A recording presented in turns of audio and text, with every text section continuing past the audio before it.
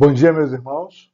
Nós estamos aqui mais uma vez reunidos para uma aula de EBD da Primeira Igreja Batista no Grajaú, que fica situada na Rua Grajaú, número 67. Agora, 9 horas da manhã, nossa EBD está reunida na classe de adultos e na classe dos jovens, estudando presencialmente o conteúdo dessa lição. Você que está ao alcance dessa aula, por alguma razão, está impedido de estar conosco naquele ambiente, naquele local. Então, nós vamos oferecer para você o estudo dessa lição. Mas pode ter certeza absoluta, nada substitui uma classe presencial. Se você não tem nenhum impedimento que te permita estar ali conosco, venha participar conosco das nossas aulas. Elas acontecem todos os domingos, 9 horas da manhã. Depois nós temos o nosso culto presencial, que começa às 10h15 da manhã. Nas quintas-feiras, a nossa reunião de oração está acontecendo também na Rua Grajaú, número 67, na sede da nossa igreja, começando 7h30 da noite e é presencial. Apenas o nosso culto de domingo à noite tem sido online. Então venha participar das nossas celebrações. Venha conhecer a nossa comunidade. Venha estar conosco, caminhar conosco, sentir o nosso calor humano junto com vocês. Eu convido você a estar conosco. Nós estamos estudando, na nossa segunda lição já, um conteúdo Examinai as Escrituras, uma doutrina da Bíblia, ou seja, o ensino sobre a Bíblia. Nós vamos passar 17 estudos, ou 17 lições, entendendo a Bíblia, como ela foi composta, quem escreveu, como interpretar a Bíblia. Daqui a 2 semanas, nós vamos fazer 2 aulas especiais, começar 2 aulas especiais sobre como interpretar a Bíblia. E hoje, nós queremos entender a revelação de Deus, ou como Deus se fez conhecer. Temos as Escrituras hoje como a revelação de Deus para nós, escrita para que nós possamos entender e conhecer um pouco sobre Deus. Muito importante. A criatura não consegue entender completamente o seu Criador. Por maior que seja o esforço, não teremos elementos suficientes para conhecer Deus profundamente ou completamente. E Deus mesmo se fez revelação, nós vamos estudar isso hoje, e nos revelou o que nós precisamos saber. Então, não tenha a pretensão de que você vai alcançar o grau máximo de conhecimento sobre Deus com tudo que você precisa saber. Não está reservado para nós essa possibilidade. Mas através das Escrituras Sagradas, nós podemos avançar bastante no conhecimento de Deus e, mais importante do que isso, Deus não é um objeto de matéria para ser estudado, para botar um diploma na parede ou colocar um grau de conhecimento para que as pessoas saibam. Deus quer se relacionar com a sua criação. Deus quer se relacionar com cada um de nós. Que o conhecimento de Deus te leve a um relacionamento profundo e constante com Ele. É para isso que nós estudamos a Bíblia, é para isso que nós buscamos a Deus, é para ter um relacionamento com Ele. Não é para adquirir conhecimento apenas, tá bom? Então, versículo-chave de hoje, texto básico, é um texto lindo, que é o Salmo 19, aquele que diz, né, que a criação de Deus revela a sua presença, a sua existência. Leia o Salmo 119, vamos citar alguns versículos dele ao longo da lição, ele é um salmo lindíssimo. Mas também, versículo de Romanos 1:20, porque os atributos invisíveis de Deus, assim como o seu eterno poder, como também a sua própria divindade, claramente se reconhecem desde o princípio do mundo, sendo percebido por meio das coisas que foram criadas. Então, Paulo começa a sua carta aos Romanos já dizendo: a criação, o mundo à nossa volta, tudo que nós temos à nossa volta, revelam a pessoa de Deus. Mas para ter essa revelação, Deus nos preparou, criação sua. É como se Ele colocasse em nós, é como não, Ele colocou em nós a capacidade cognitiva de reconhecê-lo, de saber quem é Deus. Nós temos bilhões de seres e de criação de Deus, em bilhões de seres e formas, e tudo que nós temos aqui, apenas o homem tem essa capacidade de reconhecer, de se relacionar com o seu Criador conscientemente. Isso é algo que Deus fez quando nos criou a sua imagem e semelhança. Então, nós queremos hoje estudar essa lição sobre a revelação de Deus e entender como Deus se faz conhecer. Nós não somos exploradores de Deus e saímos um dia e vamos explorar Deus. Não. Deus se fez revelação para nós. Deus ofereceu ao homem a possibilidade de conhecê-lo. Deus deu o primeiro passo.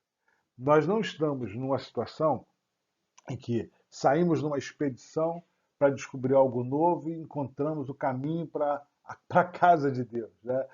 Quando era criança, a gente imaginava que você botava as coisas num balão, subia e você chegaria ao céu, alcançaria a casa de Deus. A Torre de Babel, quando construída, tinha esse objetivo, alcançar o céu. Quanta pretensão do ser humano. É Deus que vem ao nosso encontro. É Deus que proporciona o conhecimento dele. Foi ele que procurou o homem, e não o homem que procurou ou encontrou por acaso. Tá bom? Nós vamos hoje reconhecer que a palavra de Deus, que é a revelação que nós temos à nossa frente, está disponível de todo mundo, para todos. Vamos conhecer Deus, o autor das Escrituras, e determinar, nos colocar na disciplina de estudar a palavra para conhecer cada vez mais a Deus. Bom, contemplamos a natureza, contemplamos toda a criação de Deus e aí ficamos felizes por reconhecer Deus na criação. É importante ter essa consciência de que tudo isso é possível porque Deus nos fez a sua imagem e semelhança e nos dotou com a capacidade de compreender, de conhecê-lo e de se relacionar com ele e também com a liberdade de escolha. Será que se você fosse o Criador, seria capaz de criar um ser tão inteligente como é o homem, inclusive com a capacidade de rejeitar você? Será que não seria mais fácil criar um ser que não fosse capaz de rejeitar a Deus? Deus amou tanto a sua criação que, além de se fazer revelar para ela, deu a ela também a liberdade de escolha, de dizer: não, Deus, eu não quero caminhar contigo. E aí o homem seguir por sua própria consequência. Esse é um Deus de amor. Deus se fez também, além disso, se fez criatura. Deus em Jesus se fez um de nós. Não fosse o bastante toda a revelação da natureza, toda a capacidade do homem de reconhecê-lo, Deus ainda se faz um de nós. E é a perfeita revelação de Deus. Está lá em Hebreus capítulo 1, versículo 1 e 2. Deus se fez conhecido, nós vamos ler daqui a pouco. Deus se fez perfeitamente conhecido na pessoa de Jesus Cristo e deixou a sua palavra para que nós pudéssemos estudá-la. Mas, além disso, ele também se fez habitante de nós. Ele, pelo seu Espírito, habita em nós, seus filhos, e nos conduz a um relacionamento todo especial com o autor da vida. Deus não nos criou e largou aqui no mundo e foi embora. Tem gente que pensa que é assim. Não. Deus nos criou, Deus se revelou ao homem, Deus buscou o relacionamento com o homem nas diversas alianças e contatos que ele faz com o homem. Não sendo isso suficiente, ele vem aqui e se faz um de nós, já estava tudo planejado, morre em nosso lugar, paga a nossa culpa e deixa o Espírito Santo conosco para que nós pudéssemos ter um relacionamento íntimo e profundo com ele. Esse é o Deus que se revela ao homem. Agora, como é que nós podemos, como criatura, descrever o Criador? Baseado em que nós podemos fazer essa descrição? Deus fez um processo de revelação ao homem que começa lá no Éden, com Adão, e ele vai desenvolvendo isso ao longo do tempo. Quanto mais nós temos uma percepção moral e espiritual, mas que foi abalada pelo pecado, e a partir desse pecado, nós precisamos dessa uma revelação completa, Deus procurando a cada um de nós e se revelando a cada um de nós. Então vamos olhar isso hoje, na lição de hoje, vamos entender um pouco sobre como é essa revelação de Deus, como Deus se manifestou e se fez conhecer. Primeiro, há uma revelação indireta ou geral. Eu já citei o Salmo 19, nós não vamos lê-lo todo, mas eu quero ler com você um versículo, pelo menos, do Salmo 19, que é o primeiro versículo, que é um versículo lindo, lindo, lindo, que trata do seguinte: os céus declaram a glória de Deus, o firmamento proclama a obra das suas mãos. E aí é impossível ficar só no um, né? Um dia fala disso a outro dia, uma noite revela a outra noite. Sem discursos, sem palavras, não se ouve a sua voz, mas a sua voz ressoa por toda a terra e as suas palavras até os confins do mundo. No céu, ele armou uma tenda para o sol, como é um noivo que sai do seu aposento e lança-se em sua carreira, com a alegria de um herói. Sai de uma extremidade dos céus e faz o seu trajeto até a outra, nada escapa ao seu valor. Deus se faz revelar ao homem. Deus prepara tudo para o homem, para que nós vivêssemos aqui. E ele fala do sol. Quando ele fala do sol, você tem que entender que na antiguidade o sol era um ser adorado. Inclusive no Egito, ele era um deus, considerado um deus. E aí o autor desse salmo subjuga o sol ao Criador eterno, a Deus. Até o sol, considerado um grande ser, ele cumpria um papel determinado por Deus. Toda a natureza revela a presença de Deus. As obras da criação revelam a existência de Deus. Existem diversas discussões científicas sobre a origem de todas as coisas, quando é tão mais simples perceber na harmonia da criação, na harmonia da natureza, no perfeito funcionamento de todas as coisas, a presença de Deus como Criador. Se tem alguma coisa hoje fora do lugar, se tem algo que não funciona, se tem algo deteriorado, nós é que fizemos isso. O homem é que interfere na criação de Deus e destrói, desloca o perfeito funcionamento. No que Deus criou e colocou para a existência, não há nenhum erro, não há nada fora do lugar. Também nós temos um senso de moralidade. Pensamos que a criação revela a presença de Deus. Se você olhar para a natureza, você vai perceber a presença de Deus.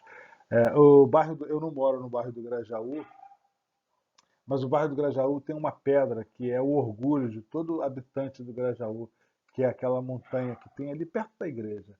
Você olha para aquela montanha, você percebe a criação de Deus. Mas o autor também nos mostra que o senso de moralidade dentro de cada um de nós tem um senso do que é o certo e do que é o errado. Nós podemos errar, mas não podemos dizer que erramos sem saber o que é certo e errado. Isso vem do homem. Não é a lei que estabelece o que é certo e errado. Internamente, nós sabemos o que é certo e errado e, a partir disso, construímos leis morais para que possamos conviver bem em sociedade.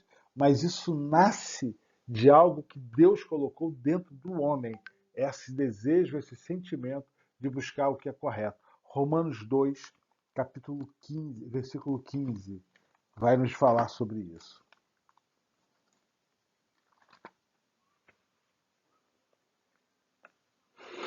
Pois mostram que as exigências da lei.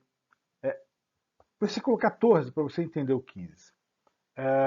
Quando Paulo está falando sobre a questão da lei, falando algo que os judeus se orgulhavam muito de ter a lei estabelecida, as tábuas da lei e todos os diversos mandamentos que eles construíram a partir da lei, Paulo está alertando a eles o seguinte, presta atenção, versículo 14. De fato, quando os gentios que não têm a lei, ou seja, esse estatuto estabelecido por Moisés, tornam-se lei para si mesmo, embora não possuam a lei. Então, vejam, eles não têm a lei de Moisés, mas estabelecem leis de convivência social.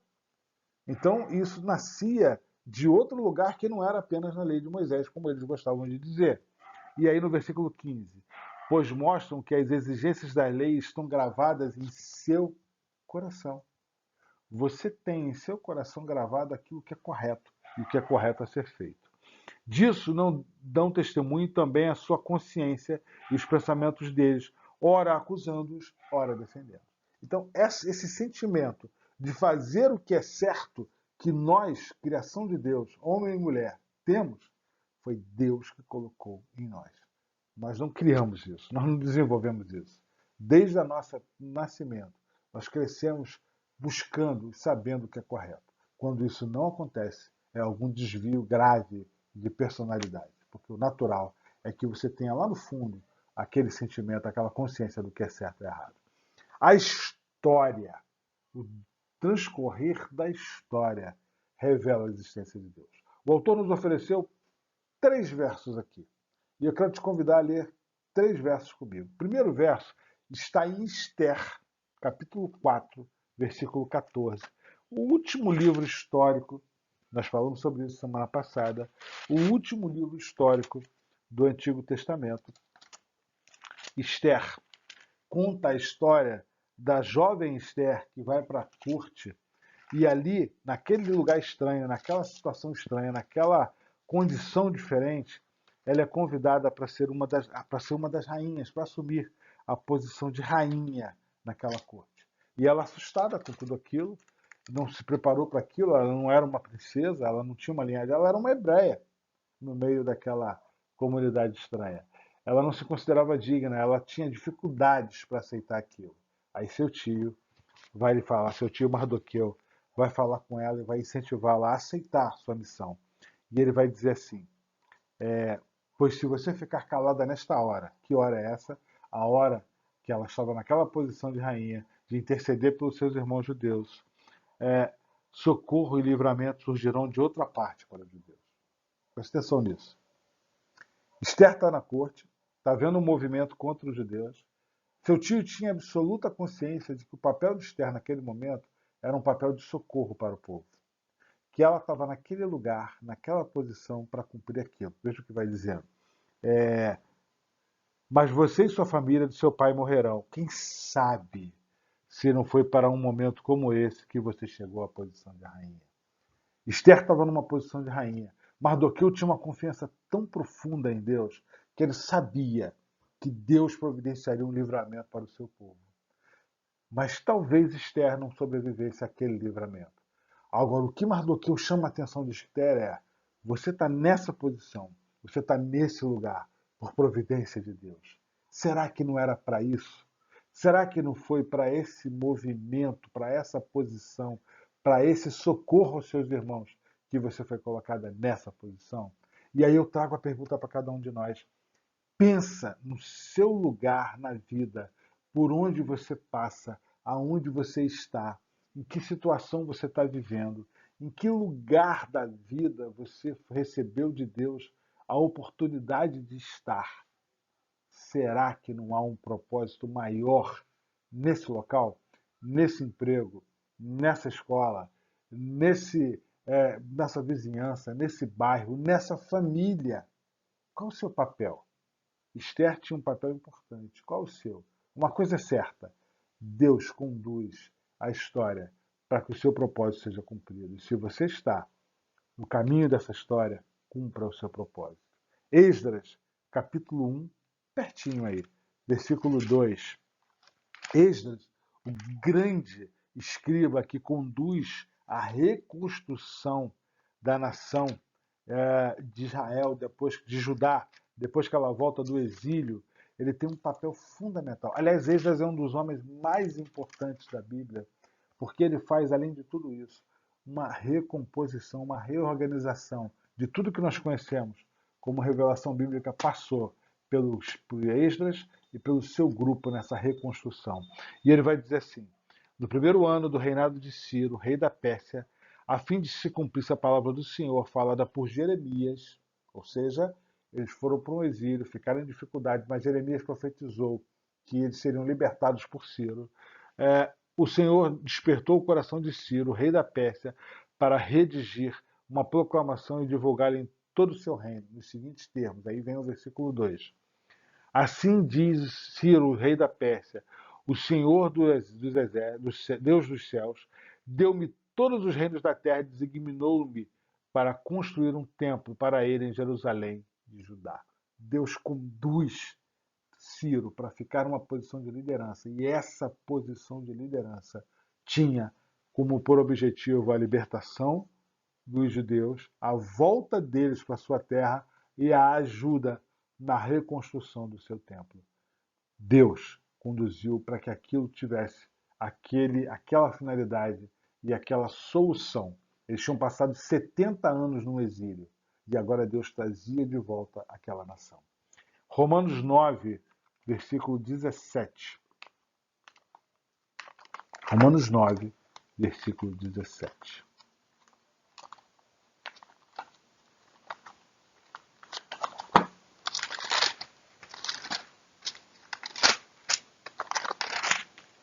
Paulo, novamente ensinando aos romanos, e aqui falando da soberania de Deus.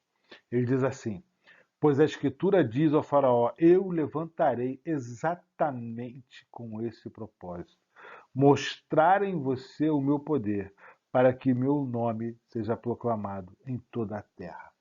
Deus, em todos os momentos, usou os acontecimentos históricos para que seu nome fosse proclamado. E a intuição religiosa revela a existência de Deus. Aqui o autor cita o livro de Jonas. Eu vou te convidar a ler não apenas o versículo 15, mas lá no livro de Jonas, nós vamos voltar lá e vamos entender esse processo que mostra que o homem tem esse olhar religioso, essa vontade de encontrar com o seu Criador. Quando nós pensamos em sentimento religioso, é esse sentimento de religação com Deus, de buscar novamente a Deus. E isso é presente na cultura de vários povos. Vários povos, na história da humanidade, sempre buscaram uma divindade. O problema é que, na maioria das vezes, buscaram de forma incorreta e não encontraram o seu verdadeiro Criador. Mas olha que interessante. Nós vamos ler, antes de ler o versículo 15, vamos ler o versículo 4 e 5 para entender esse sentimento religioso. O Jonas, você sabe, ele recebe uma missão para ir a Nínive. Inclusive, o nosso pastor está pregando uma série de mensagens sobre Jonas. Vai pregar hoje, no culto de hoje, sobre Jonas. Vai dar continuidade. E aí, Jonas recebe uma missão de ir a Nínive, pregar e falar para aquela sociedade que a maldade deles tinha chegado ao seu coração e que ele agora iria cumprir o seu juízo contra eles. E Jonas sai, e aí o objetivo de Deus não era matar aquela sociedade, e sim que houvesse arrependimento. Jonas se recusa a ir lá falar para um inimigo, para alertar o inimigo, ele queria mais que Deus destruísse, então ele entendia que se ele não fosse era melhor, porque Deus destruiria logo o povo de Nínive.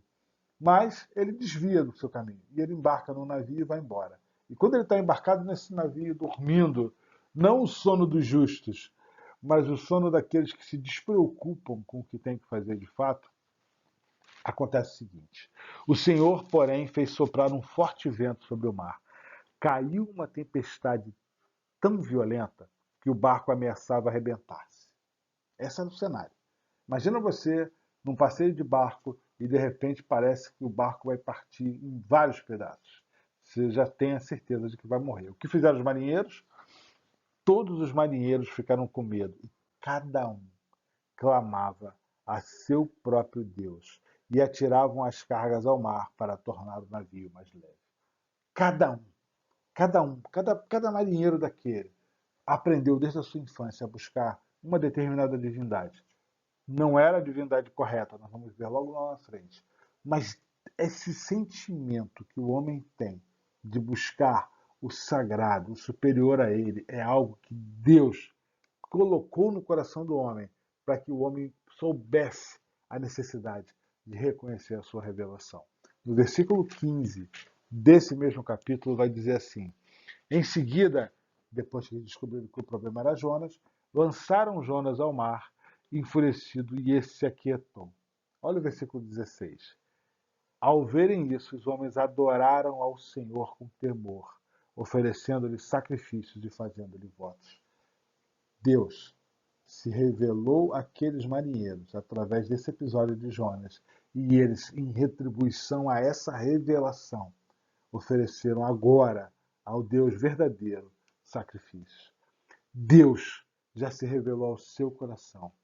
Você já retribuiu essa revelação com amor, com devoção, com entrega ao Deus verdadeiro? Não perca essa oportunidade. Segunda parte da lição, o autor agora vai para algo que é a revelação direta ou especial. Toda essa revelação que nós vimos aqui é uma revelação indireta. É por percepção. Você está num ambiente da natureza, percebe a mão de Deus. Pelo sentimento de justiça que Deus colocou no seu coração, você percebe Deus. Por essa necessidade que o homem tem de se religar a Deus, você percebe Deus. Mas de uma forma direta ou especial, ele vai fazer isso pela sua palavra e na pessoa de Jesus Cristo. 2 Timóteo 3,16 diz assim, na carta que Paulo escreve a Timóteo, a segunda carta, ele vai dizer a Timóteo sobre as Escrituras Sagradas, qual o papel delas.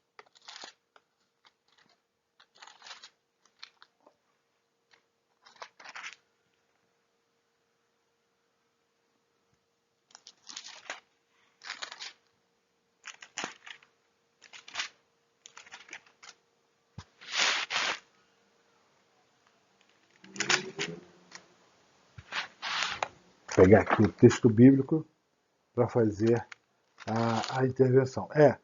Toda a Escritura é divinamente inspirada e preparada para ensinar, para redarguir, para conduzir o homem para que ele conheça Deus. A orientação do autor está errada aqui, e eu vou pegar o versículo correto que faz essa menção e faz essa orientação. Aqui, versículos 3 do capítulo 16, quando ele fala sobre a revelação de Deus. Não há dúvida de que é grande o mistério da piedade.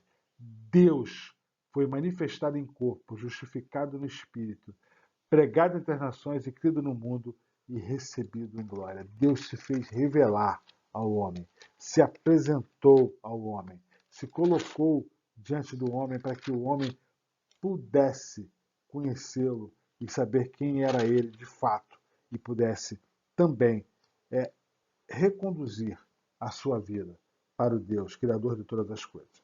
E lá no versículo 3,16, toda a Escritura é inspirada por Deus e útil para o ensino, para a repreensão, para a correção e para a instrução de justiça.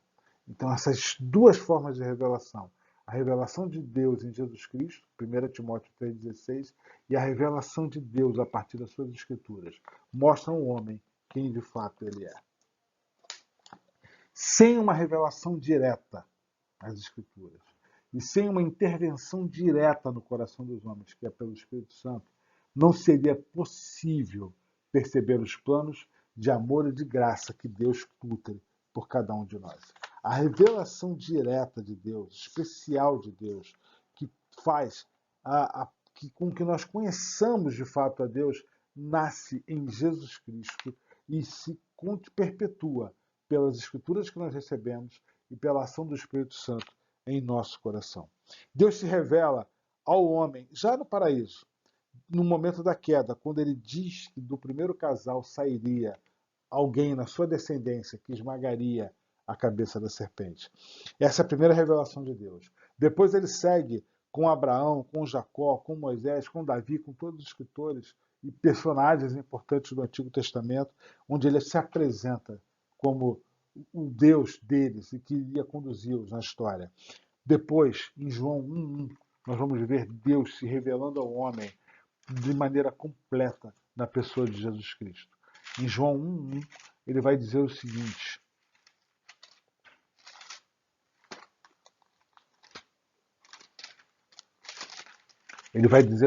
no versículo 14, ele vai dizer assim, aquele que é a palavra se tornou carne e viveu entre nós.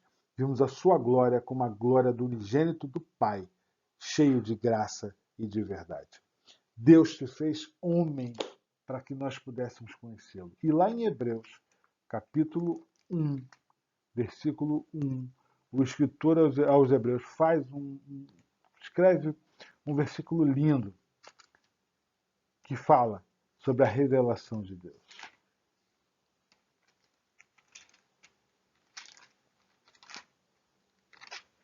Hebreus capítulo 1, versículo 1 diz assim: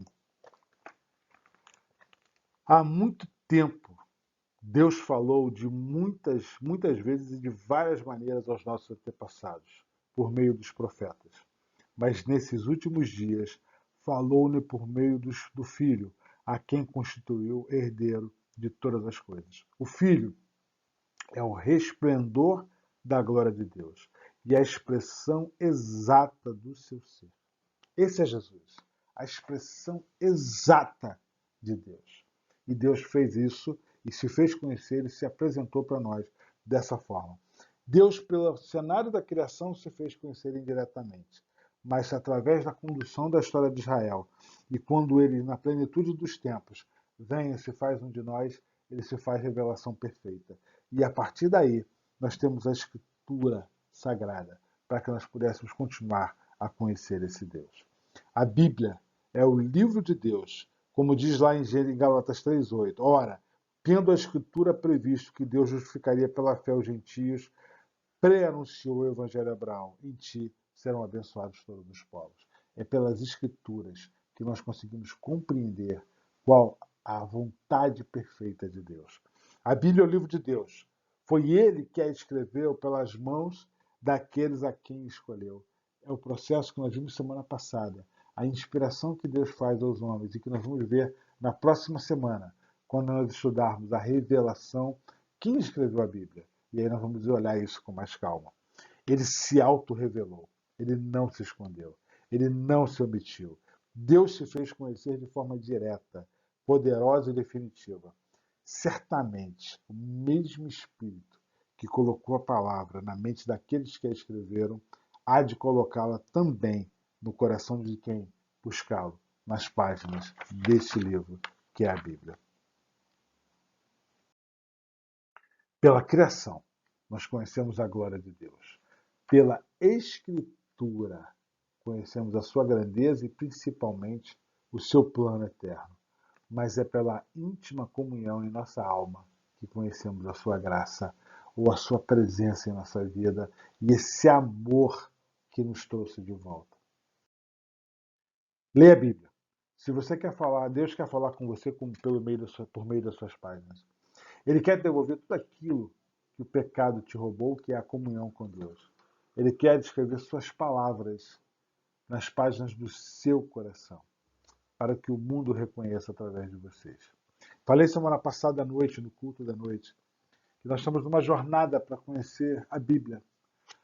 Mas se ao chegar no final dessa jornada nós tivermos apenas adquirido conhecimento e não prática, não adiantou nada. Perdemos o nosso tempo. Que nessa jornada você desenvolva um desejo profundo de conhecer a palavra de Deus, mas para que você possa saber o que fazer com esse conhecimento. Como você vai fazer Deus conhecido? Como você vai fazer o amor de Deus conhecido de todas as pessoas? Como que a graça de Deus, passando por você, chegará em todo aquele que precisa ser alcançado por Deus? É para isso que nós temos que conhecer a revelação de Deus a partir da Bíblia. A Bíblia não fala sobre Jesus. A Bíblia é Jesus falando conosco. Muitos vão buscar Deus pela sua maneira, mas o verdadeiro conhecimento só obtém aqueles que ouvem, estudam e creem na revelação, reveladora palavra de Deus. Busque a Deus nas páginas desse livro maravilhoso e tenha esse encontro com Ele. E depois disso, deixe que Deus passe por você para chegar a todo aquele que precisa do seu amor. A maior e mais clara revelação de Deus é, sem dúvida, a encarnação da sua palavra, o Logos, o Jesus encarnado. Como diz João, né? No princípio era o Verbo, e o Verbo estava com Deus, e o Verbo era Deus. Jesus é a verdadeira luz que, vindo ao mundo, ilumina a todo homem, conforme diz João 1,9. Ele é a revelação máxima de Deus. A Bíblia é esse caminho para que nós possamos ter melhor definição e melhor contato com a palavra de Deus. Tem uma charge, eu já vi algumas vezes, a pessoa fica pedindo, Deus fala comigo, aí aquela mão gigante aparece do céu e oferece a Bíblia. É assim. A gente quer que Deus fale conosco, mas nós não queremos ter paciência para procurá-lo na sua palavra. Eu te convido a procurar Deus e encontrar Deus e o seu propósito para a sua vida na sua palavra e a maneira correta de você conduzir sua vida. Que Deus te abençoe. Vamos orar, encerrando essa lição? Senhor, te agradecemos por essa lição. Te agradecemos por cada pessoa ao alcance desse estudo. E te peço que o Senhor continue nos abençoando, nos falando e se revelando a cada um de nós. E colocando em nós o desejo profundo e sincero de conhecê-lo através da Bíblia. Mas, acima de tudo, Senhor, nos dando a oportunidade de fazê-lo conhecido a todas as pessoas pela manifestação do seu amor a partir da nossa vida. Tudo isso nós te pedimos e agradecemos em nome de Jesus. Amém. Eu reitero o convite que eu fiz a você no começo. Venha conhecer a nossa comunidade, venha participar dos nossos cultos, venha estar conosco na nossa EBD, venha estudar a Bíblia junto conosco, participando das nossas aulas presenciais. Mas se por alguma razão você não pode fazer isso, e há muitas pessoas realmente impedidas por questões de saúde, por distância, por outras questões, que Deus continue te abençoando. Nós vamos continuar aqui, levando para você o estudo da nossa EBD e sempre te servindo para que você tenha acesso a esse estudo. Se você não tem impedimento, venha estar conosco. Eu te garanto, vai ser muito melhor presencialmente. Um grande abraço a todos e até a próxima semana.